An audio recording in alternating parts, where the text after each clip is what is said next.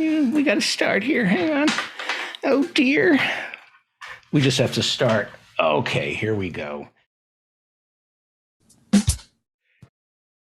America is about to outlaw abortion. Meanwhile, there's no food to feed the babies. There's an infant baby formula shortage. The infant formula shortage is hitting poor women especially hard, since poor women have multiple jobs and don't have the time, like Gwyneth Paltrow, to breastfeed their darlings. And that's sad because, as everyone who follows Goop knows, breastfeeding is the fastest way to lose all that pregnancy weight. But we don't have baby formula. We have a crisis. There isn't enough food in America to feed our babies. But if you get raped, you have to bring the baby to fruition now here, at least in Texas. The Republicans want us to make more babies. Can't feed them, but make more babies. So what caused this? Abbott, not Greg Abbott, Abbott, the manufacturer of baby formula, they don't quite have a monopoly when it comes to manufacturing baby formula, but it's pretty close. And it's never a good idea to get all your food from one source, because when something goes wrong, your babies die from malnutrition. That's why farmers early on learn to rotate crops. Don't get reliant on a single source of nutrition. And that's why we have antitrust laws. So babies all don't have to depend on Abbott for their nutrition. Something went horribly wrong earlier this year over at Abbott.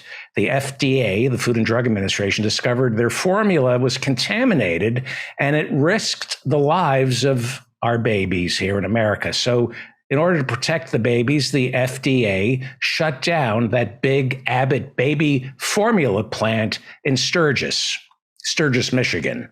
Not to be confused with Sturgis, South Dakota, where motorcycle riding douchebags from all over the country gather each year to give each other COVID and share a single sample-sized bar of soap. Anyway, most of the baby formula here in America comes from Abbott. And because Abbott started killing babies, kind of like Texas Governor Greg Abbott, who also kills babies, but not fetuses, Abbott's infant formula was a danger to babies. FDA shut their factory down. So there has been what they call a supply chain problem, One company provides all the baby formula. The factory gets shut down because they're not following safety protocols. And they call that a supply chain problem. No, that's a company that's way too big. That's an example of why we need to break up big baby formula. They're too big. They've gotten too big. Big baby formula has gotten too big. They've captured the regulators. They play fast and loose. They don't have to follow the law because they are the law. And next thing you know, they're a threat to our babies. And the law does have to step in, shut them down temporarily. And now there's no baby formula. Now babies will suffer the long-term effects of malnutrition here in America because mothers are watering down their baby formula right at the time when babies need to be fed, right when they need all of the baby formula, not the watered-down version. When you're a baby, you need to feed your important organs so they can grow. Your brain doesn't grow if you don't get the full strength of your baby formula. And when your brain doesn't grow, you end up with Republicans. But we're told it's all because of a supply chain issue. No, it's because Abbott got too big, and now our children are not growing. Abbott grew, and our children can't grow. But the Republicans don't complain about that. They're so obsessed with fetuses, but breaking up Abbott, can't do that. Now, I'm not saying there aren't real supply chain issues. I think there are some supply chain issues. Many of you might have forgotten the country got shut down because of COVID. So a lot of materials that go into making baby formula, cars, computers, they're sitting on loading docks. And so that creates shortages. Although the baby formula shortage is not supply chain, it's the FDA said, hey, you're breaking the law. You're going to kill some babies. Shut it down. But we're told that there are supply chain issues. And when there are shortages, that creates demand. And the more demand there is, the more corporations can charge. Go try to buy some baby formula right now. I think some boxes are going for like $100. That's price gouging. It's illegal, but this is America. They've convinced us that there are supply chain issues. And once we're convinced that supply chain issues are a real thing, corporations can get away with charging us whatever they want. They seem to think they're entitled to pass their supply chain costs on to the consumers. But corporations lie, and the supply chain issue is never as bad as they want us to believe. The real problem is no competition in America. There are pretty much 2 or 3 corporations that dominate each segment of our economy. So they collude and together raise prices, claiming there are supply chain issues. Well, that's exactly why we have antitrust laws. Competition is supposed to be good, unless you're rich and powerful. For decades, the Justice Department said it would only enforce antitrust regulations if a monopoly ended up punishing the consumers. So the Justice Department got away with not breaking up any of these big corporations because we've had decades of low inflation. Walmart, Amazon, they got to destroy Main Street. They pay shit wages. But since they kept prices low, the Justice Department didn't break them up. Amazon and Walmart were not monopolies because they weren't punishing consumers. The consumers weren't getting punished, so they weren't considered monopolies. They weren't punishing consumers unless, of course, those consumers needed to work for a living. Because there was no competition, all the high-paying jobs with benefits disappeared because Amazon and Walmart stole them from us. But prices were low, so they weren't monopolies. This goes back to the Robert Bork memo. Yeah, that Bork. When he was in the Reagan Justice Department before he was nominated to the Supreme Court and they borked him, when he was in the Reagan Justice Department, Bork wrote the memo that said we should never prosecute a monopoly until it has an adverse effect on consumers. No inflation, no need to break up the monopolies. But now we have red hot inflation. Why? Mostly because corporations have monopolies or duopolies, and they can collude to charge pretty much whatever they want, and they lie and claim they have non-existent supply chain issues. And the right wing, they don't want to break up the monopolies, so they insist it's all about these non-existent supply chain issues. Well, what about inflation? We have inflation. Yes, these monopolies are charging too much. So the right wing says it's supply chain issues. Sometimes they say that, but mostly what the right wing insists is that inflation is caused by, you guessed it, government spending. They insist government spending is creating these enormous budget deficits. That's what they insist, that government spending is evil. It creates inflation and it creates budget deficits that will bankrupt our country. That's what they have you convinced of, that budget deficits are what we need to be afraid of. And here's the dirty, dark secret about government spending, right? Living within our means. Government spending that goes to the 99% balances the budget. Now, the right, for years since Reagan and before, has been convincing us that cutting taxes for the rich and lowering government spending will balance the budget. That's a lie.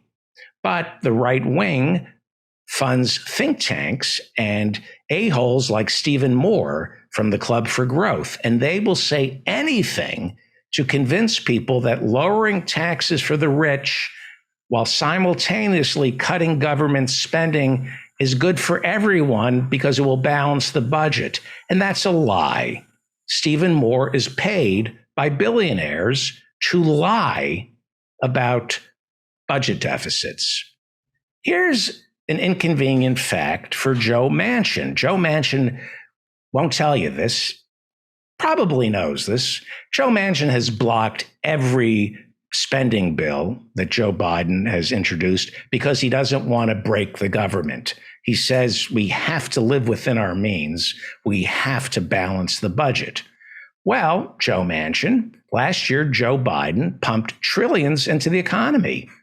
Last year, we increased government spending big time. Child tax credit, $1,400 for you, $800 there for you, rent subsidies, college debt moratorium. There was a lot of money floating in the economy that came from the federal government. And guess what happened? Joe Biden has lowered the budget deficit. I wonder if we'll hear that. I wonder if we'll hear that from, Fox News, MSNBC, all the fiscal hawks. I wonder if we're going to find out the truth that Joe Biden, by spending so much money last year, has lowered, not increased, lowered our budget. God damn it. It's so frustrating. He lowered the budget deficit. Remember how Joe Manchin said all this government spending will bankrupt our government? According to Bloomberg, the budget deficit so far has shrunk by $1.6 trillion, and the fiscal year doesn't end until October. So far, all that government spending has reduced the budget deficit by $1.6 trillion. The IRS is collecting a tsunami of tax revenue, and imagine how much more the IRS could collect if we finally funded the IRS. Why is the IRS collecting a tsunami of tax revenue? Because government spending means people are working. People have money in their pocket, and that money gets taxed. Joe Manchin can scream fiscal responsibility all he wants. But right here, here's your proof that